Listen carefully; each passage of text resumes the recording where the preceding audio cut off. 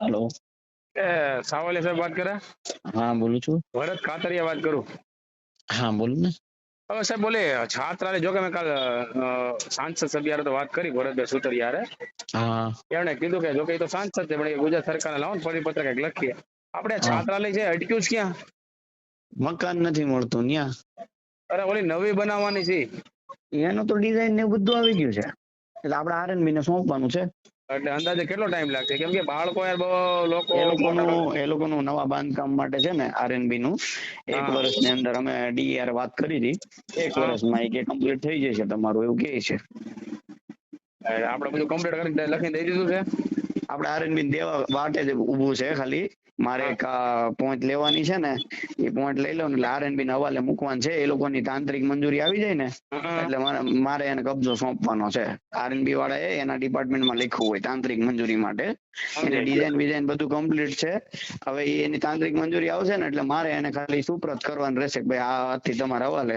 પછી એ લોકો એની રીતે બનાવશે અને પછી આપણને બનાવીને આપશે.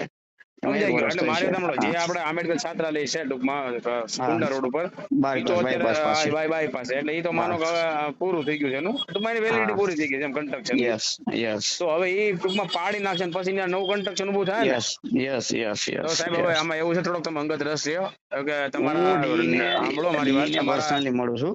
રિપોર્ટ અમને પોઝિટિવ આવે કે સાહેબ સારા છે, હું અમે લોકો જાણતા હા હોઈએ કાર્યકર્તા તરીકે. હા તો સાહેબ એમાં થોયનું થાય ને તો સ્પીડ લોકો, એક તો અનુસૂચિત જાતિ ચોક્કસ લોકોને એમાં હું એવું છે છે ને તો લોકો મકાન મારે ભાડા નથી આપતા, તકલીફ ઈ છે. મારે તમારી કરતા તો મારી ઉપર પ્રેશર છે ને, મારે કરવાની ઈચ્છા વધારે છે. હા છાત્રાલય તો ચાલુ જ હોવું જોઈએ. અને હા હા મેં, તમે નહીં માનો, 18 જેટલી તો એડવર્ટાઇઝ આપી છે, પણ કોઈ સમજાઈ મને ગયું. મકાન નથી મળતું. એ તમને કન્ડિશન ખબર છે ઓલે વખતે હું થયું હતું 2 વર્ષ પહેલા, હા હા બરોબર એ છે. સાચી વાત છે. હવે હું મકાન ગોતું છું પેરેલલી, અને જોડે જોડે આજે ઈ છે ને ઈ મારા ઓળખીતા જ છે.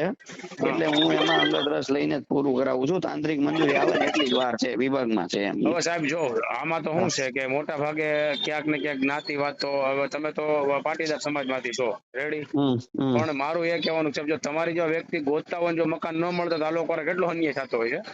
હમ એ સમજાય એ વસ્તુ, એટલે એ તો હું મકાન સમજી ન ગયો. આપવું અને ભાઈ આ છે ને તે છે ને, એટલે આમાં શું છે, એટલે હજી હું ગમે ત્યાં માણસોના ગોતું. મગજમાં ભૂસું છે ને બહાર નથી નીકળતું. એમાં તો હવે ઈ અહીંયા હું તો અમદાવાદ અને ભાવનગર રહેલો.